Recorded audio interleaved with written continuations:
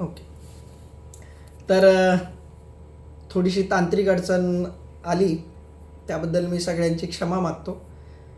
कारण झूम मीटिंगमध्ये आम्ही लेक्चर्स घ्यायचो तेव्हा अशा प्रकारची कधी अडचण आली नव्हती. पण ठीक आहे, आपण त्याची चर्चा अधिक न करता आपल्या विषयाकडे वळूयात. की माऊली ओमला नमस्कार करण्याचं कारण असं की तो ओम माऊलींसाठी आद्य आहे. म्हणजे तो सगळ्या सृष्टीचा मूळ पुरुष आहे. जेव्हा काहीच नव्हतं तेव्हा तो होता.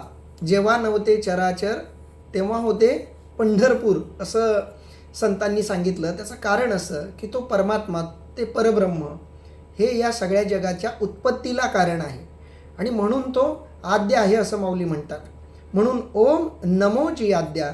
आपण नमो या शब्दाचं थोडंसं चिंतन करत होतो आणि ते चिंतन असं आहे की नमन या शब्दाचा अर्थ डोकं आणि पाय यांचा संयोग. चरण हे माणसाच्या सबंध आयुष्याचा सार असतात. म्हणून धर्मशास्त्रामध्ये किंवा अध्यात्मामध्ये सद्गुरूंच्या, ईश्वराच्या चरणांना आगळं वेगळं असं महत्त्व आहे. आणि म्हणून चरण यांना जेव्हा आपण स्पर्श करतो तेव्हा त्यांच्या त्या व्यक्तिमत्वाचं पूर्ण सत्व त्या चरणाला स्पर्श करणाऱ्याला मिळत असतं. म्हणून असं म्हणतात की जो पुण्यवान आहे किंवा जो सात्विक आहे त्या व्यक्तीकडून चरणस्पर्श करून घेणं योग्य. पण एखाद्या पापी माणसाचा एखाद्या पुण्यवान महात्म्याच्या चरणाला स्पर्श झाला तर तो पापी आपल्या चरणस्पर्शाच्या क्रियेतून त्या पुण्यवान महात्म्याची सगळी पुण्याची शक्ती म्हणजे ओढून घेतो असं म्हटलं जातं. पण ज्याच्याकडं पुण्याचा भांडार आहे अशा महात्म्यांना कितीही अशा लोकांनी दर्शन घेतलं तर ते पुण्य वाटलं तर ते काही कमी पडणार नाही. म्हणून संत भगवंत हे मूढ पापी जैसे तैसे उतरी कासे लावूनी या न्यायानं प्रत्येकाला दर्शन देत असतात. पण नमनाला आपल्या हिंदू संस्कृतीमध्ये, धर्मशास्त्रामध्ये, अध्यात्मामध्ये खूप मोठं असं स्थान आहे. म्हणून चरण हे त्या व्यक्तीच्या म्हणा किंवा त्या विभूतीच्या म्हणा त्या अस्तित्वाच्या संबंध सात्विकतेचा अर्क आहे. आणि त्या अर्काच्या ठिकाणी जो आपला मेंदू, आपला विचार ठेवतो तर तिथं नमनाची खरी प्रक्रिया घडते. आणि म्हणून माऊली सांगतात की ओम नमोजी आद्या. मी त्या आद्याला नमन करतो, म्हणजेच माझे विचार त्या आद्याच्या ठिकाणी ठेवतो, म्हणजेच ओमच्या ठिकाणी ठेवतो. याचाच अर्थ मी पुढं जो काही विचार मांडणार आहे तो ह्या आद्याचाच विचार असणार आहे, परमेश्वराचाच विचार असणार आहे. कारण माऊलींनी आपल्या आयुष्यामध्ये ईश्वराशिवाय, भगवंताशिवाय किंवा भगवंताच्या आराधनेशिवाय इतर कोणतीही गोष्ट केलेली नाही. कारण संत म्हणतातच, देवा मुखातून काही बाहेर निघालं तर तुझं नाव निघेल, नाहीतर तुझं चिंतन निघेल, नाहीतर तुझी कथा निघेल. याच्याशिवाय आम्ही दुसरं काहीही बोलणार नाही. आणि म्हणून माऊलींची इच्छा आहे की मी जे काही पुढं बोलणार आहे ते सगळं या आद्याचंच असावं. म्हणून आपला विचार, आपली बुद्धी, आपला मेंदू माऊली त्या आद्याच्या ठिकाणी नतमस्तक करून आपल्या या मेंदूला त्याचा संयोग घडवतायत. आणि म्हणून माऊली म्हणतायत ओम नमोजी आद्या. आणि तो आद्य कोण आहे तर वेद प्रतिपाद्या असं त्या आद्याचं वर्णन माऊली करतात. वेदांचा सुद्धा तो प्रतिपाद्य विषय आहे. प्रतिपाद्य विषय म्हणजे सगळे वेद त्याचंच वर्णन करतात. चारही वेदांचा थोडासा सूक्ष्मपणे आपण अभ्यास केला. अलीकडं काही त्याची मराठीमध्ये अनुवादित झालेली साररूप पुस्तकं आहेत. तर ती पुस्तकं वाचल्यावरही आपल्या लक्षात येतं की वेदांनी सांगून सांगून काय सांगितलं. या सगळ्या सृष्टीची रचना कशी झाली, सृष्टीचे नियम काय आहेत, कोणत्या कोणत्या पद्धतीनं सृष्टी चालते किंवा चालायला हवी, याचे जे काही ऋषीमुनींनी नियम शोधले ते सगळे नियम या ऋषीमुनींनी या वेदांमध्ये आपल्याला सांगितलेले दिसतात. आणि या वेदांमध्ये त्याच परमेश्वराचंच वर्णन वेगवेगळ्या पद्धतीनं सांगण्याचा प्रयत्न झालेला आहे असं आपल्याला दिसतं. आणि एवढ्या वेदांनी त्या परमेश्वराचं वर्णन करण्याचा प्रयत्न करूनही वेदांना त्याचं, त्या अस्तित्वाचं, त्या परमात्म्याचं परिपूर्ण वर्णन करता आलेलं नाही असं माऊली म्हणतायत. किंवा सगळ्या संतांनी अनेक ठिकाणी सुद्धा म्हटलं. वेदही या ठिकाणी जाऊन शिनला म्हणजे थकला, अशा प्रकारची भाषा संतांनी वापरली. कारण त्या परमेश्वराचं, त्या अस्तित्वाचं वर्णन परिपूर्णपणे कुणीच करू शकत नाही. पण त्याचं वर्णन आपापल्या परीनं प्रत्येकानं करावं, कारण तीच आराधना असते, तीच आपल्याला ईश्वराच्या जवळ नेणारी गोष्ट असते. आणि म्हणून माऊली म्हणतायत, ओ मनमोजी आद्या वेद प्रतिपाद्या, तू वेदाचा प्रतिपाद्य आहेस. जो ओम आहे, ज्याला मी नमन करतोय, जो या सगळ्या सृष्टीचा आद्य आहे, तोच या वेदांचा प्रतिपाद्य विषय आहे. जय जय स्वसंवेद्या. माऊली त्या अस्तित्वाचा जय जयकार करतायत. आपण आपल्या आराध्याचा जय जयकार करतो, ज्याच्यावर आपली श्रद्धा असते. आपण भारत मातेचा जय जयकार करतो, कारण भारत मातेच्या ठिकाणी आपली श्रद्धा आहे. आपण गुरुचा जय जयकार करतो, संतांचा जय जयकार करतो, ज्यांना आपण आदर्श मानतो त्यांचा आपण जय जयकार करतो, महाराष्ट्र राज्याचा आपण जय जयकार करतो. जे जे आपले आदर्श असतात, ज्यांना ज्यांना आपण श्रेष्ठ मानतो, त्या प्रत्येकाचा जय जयकार हा झाला पाहिजे. माऊलींच्या दृष्टीनं या जगातलं सगळ्यात श्रेष्ठ अस्तित्व जर कोणतं असेल, पवित्र अस्तित्व, सात्विक अस्तित्व जर कोणतं असेल, तर ते ओम आहे, ते परब्रह्म आहे, तो ईश्वर आहे, तो परमात्मा आहे. अशा वेगवेगळ्या भाषांमध्ये वेगवेगळ्या स्तरांवर, शब्द लक्षात घ्या, वेगवेगळ्या स्तरांवर वेगवेगळ्या भाषा त्या अस्तित्वासाठी वापरल्या जातात. पण अस्तित्व एकच आहे. जेव्हा आईचं बाळ असतं, ते लहान असतं, तेव्हा ते आईला काय म्हणतं? आईसुद्धा त्याला स्पष्टपणे म्हणता येत नाही. त्याला जे म्हणता येईल त्या पद्धतीनं ते म्हणजे आईला संबोधित करतं. पण आई ओळखते की तो मलाच बोलवतोय. थोडे आपण मोठे झालो की मग तिला आई म्हणतो. आणखी थोडे काही जास्त शिकलो की तिला मम्मी म्हणायला लागतो. आणखी थोडं काही पुढारले की लोक तिला ममा म्हणायला लागतात. अशी वेगवेगळी नावं वापरतो. म्हणजे प्रेम तेच आहे, पण भावना बदलत गेली. तसं ईश्वर असो, परमात्मा असो, परब्रह्म असो, ब्रह्म असो, ही वेगवेगळ्या अवस्थेतल्या लोकांनी, वेगवेगळ्या अवस्थेतल्या महापुरुषांनी, संतांनी त्या अस्तित्वाबद्दल वापरलेले हे शब्द आहेत. आणि त्या अस्तित्वावर या संतांची प्रचंड श्रद्धा असल्यामुळं माऊली त्या अस्तित्वाचा जय जयकार करतात. आणि माऊली म्हणतात स्वसंवेद्या. हा शब्द खूप महत्त्वाचा आहे. स्वसंवेद्य शब्दाचा अर्थ असं अस्तित्व ज्याला इतर कुणीच जाणू शकत नाही, तो स्वतःच स्वतःला जाणू शकतो. आता हा स्वसंवेद्य शब्दसुद्धा खूप मोठा गंभीर आहे. त्याचं पण थोडंसं चिंतन आपण करूयात. खरं तर ही पहिली ओवी असल्यामुळं या ओवीच्या चिंतनाला आपण थोडासा अधिकचा वेळ घेऊयात. कारण पुढच्या सगळ्या ओव्या ज्या आहेत त्या सगळ्या ओव्या माऊलींनी ओम किंवा ज्याचं पहिल्या ओवीत वर्णन केलं त्या परमेश्वराचंच वर्णन पुढच्या 10-11 ओव्यांमध्ये माऊलींनी केलं आहे. म्हणून पुढच्या 10-11 ओव्या आपल्याला सोप्या जाण्यासाठी ही पहिली ओवी थोडीशी नीट समजून घ्यावी लागेल. आज आपल्याला थोडासा मध्ये व्यत्यय आल्यामुळं आपण थोडंसं आपली आराधना एक 10-15 मिनिट पुढं वाढवणार आहोत. त्यामुळे 8:30च्या पुढेही वेळ गेला तर कुणी त्याची जास्त काळजी करू नये. पण ही ओवी आपण नीट समजून घेऊयात. माऊली म्हणतायत की तो परमात्मा स्वसंवेद्य आहे. तो परमात्मा स्वतःच स्वतःला जाणू शकेल असा आहे. त्याला इतर कुणी जाणू शकत नाही.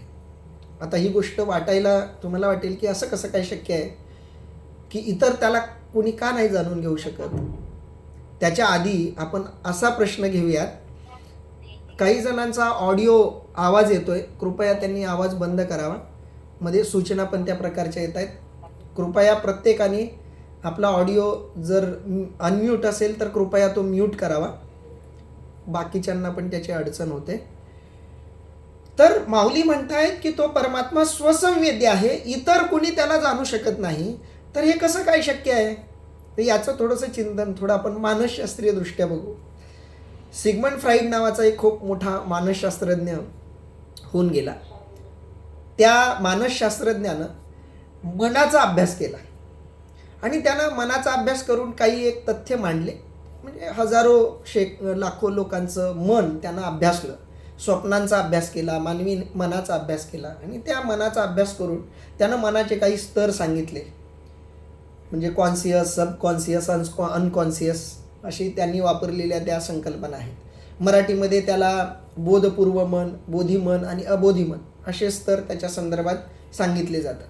आता या मनाच्या विश्वात आपण शिरलो की एका गूढ विश्वात आपण प्रवेश करतो. कारण या मानसशास्त्रज्ञांचं असं म्हणणं आहे की माणूस स्वतःलाच परिपूर्णपणे जाणू शकत नाही.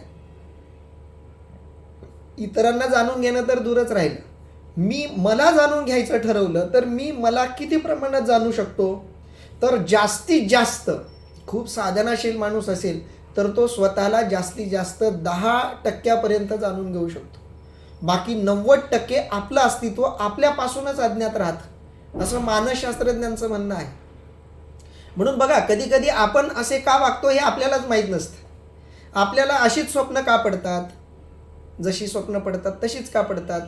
आपल्याला विशिष्टच गोष्टींचा राग का येतो? आपल्याला विशिष्टच गोष्टी का आवडतात? ज्या गोष्टी आपल्याला आवडत नाहीत हे कळून सुद्धा आपण त्या गोष्टीमध्ये का रमत राहतो? एखादी गोष्ट आवडत नाही हे कळून सुद्धा आपण त्या गोष्टींमध्ये का रमतो? या सगळ्या प्रश्नाची उत्तरं माणसापासूनच गूढ राहतात. महाभारतामध्ये खूप सुंदर प्रसंग आहे. दुर्योधन कृष्णाकडे जाऊन म्हणतो की कृष्णा, मी वाईट वागतोय हे मला कळतंय, पण माझा वाईटपणा माझ्यापासून दूर जात नाही, म्हणजे माझ्यानं सोडवत नाही तो. असं का होतं माझ्याकडून? भगवान कृष्णाने उत्तर दिलं की त्याला तुझी पूर्वकर्म त्याला कारणीभूत आहेत.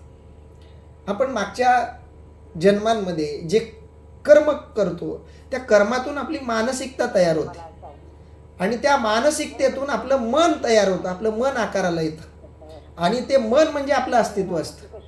म्हणून मागच्या जन्मामध्ये हे विजयंती बुवा नावाचं कुणीतरी बोलतंय, कृपया पुन्हा एकदा सांगतोय की आपण आराधनेकडे लक्ष द्यावं. इतर गोष्टी, इतरांना तरी किमान आराधनेत अडचण होणार नाही याची काळजी घ्यावी. कारण तुकाराम महाराज म्हणतात, भजनी विक्षेप तेची पै मरण. आराधनामध्ये विक्षेप हा मरणासारखा असतो.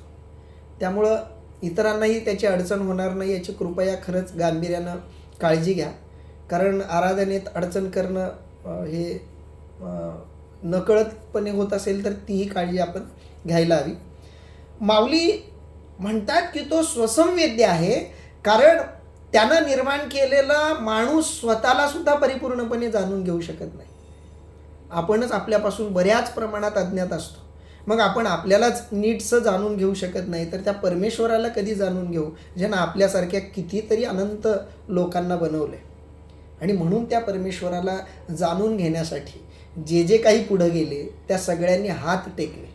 वेदांनी हात टेकले, 6 शास्त्रांनी हात टेकले, 18 पुराणांनी हात टेकले.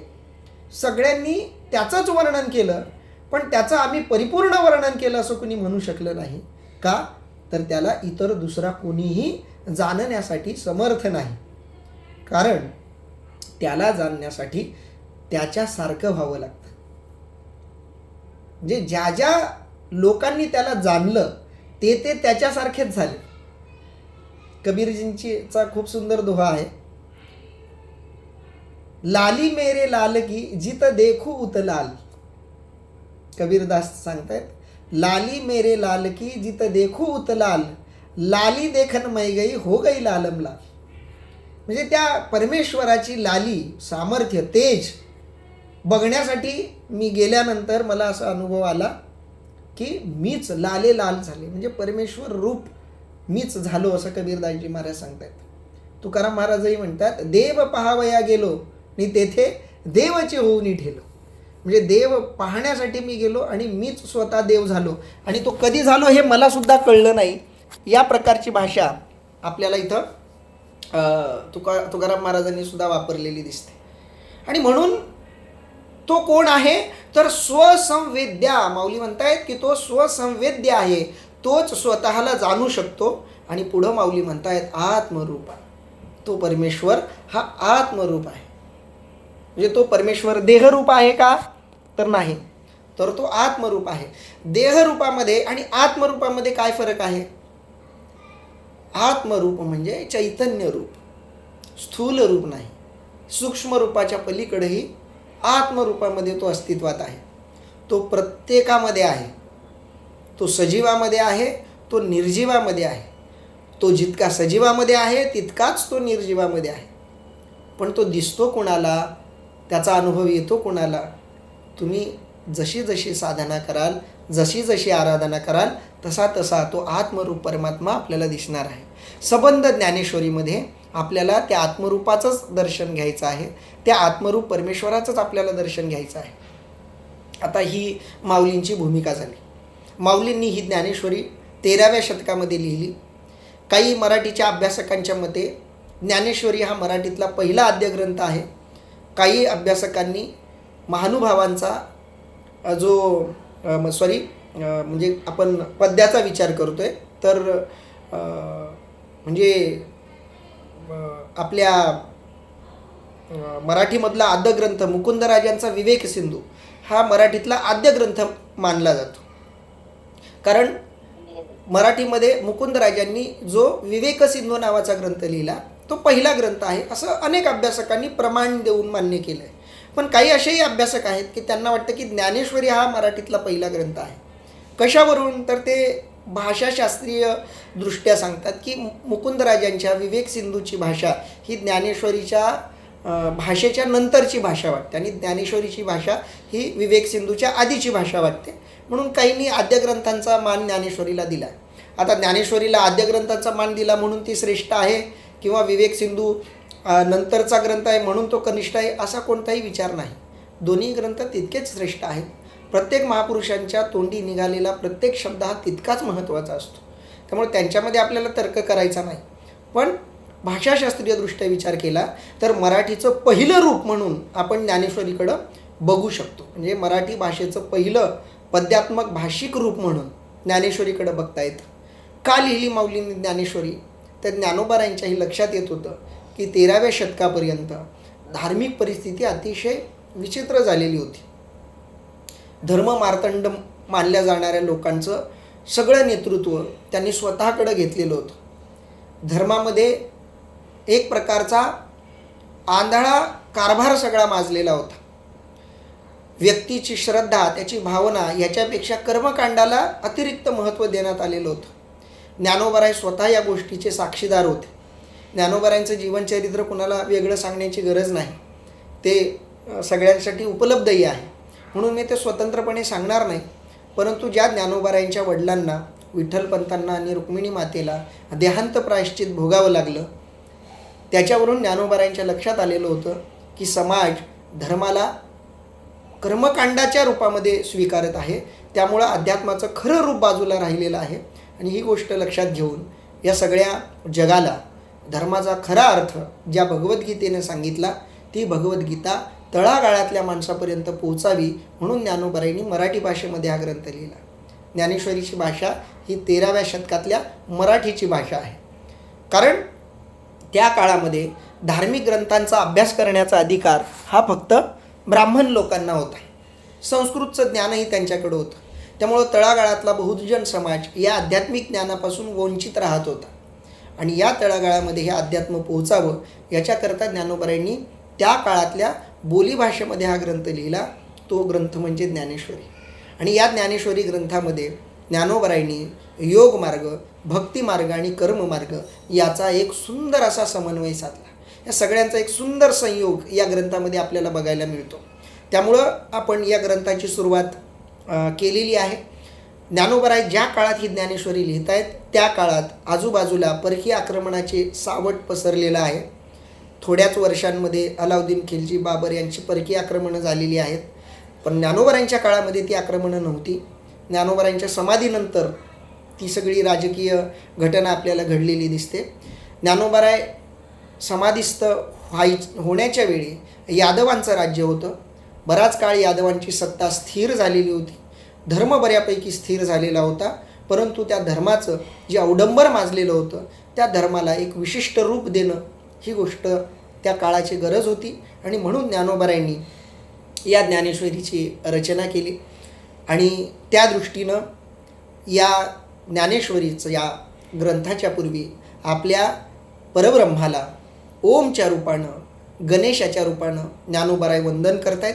पुढच्या काही ओव्या आपण घेऊयात. माऊली पुढं म्हणतायत, देवा तूची गणेशो, तो ओम कोण आहे, तो आद्य कोण आहे, तर तो श्री गणेश आहे असं इथं माऊली म्हणतायत.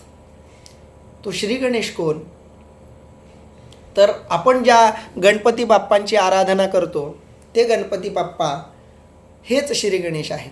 फक्त त्यांना आपण कोणत्या रूपात बघतो ही गोष्ट महत्त्वाची. सगळ्यांना तो ऐतिहासिक भाग माहिती आहे की सगळ्या देवतांनी एकत्रितपणे आद्य म्हणून भगवान गणेशांना स्वीकारलेलं आहे.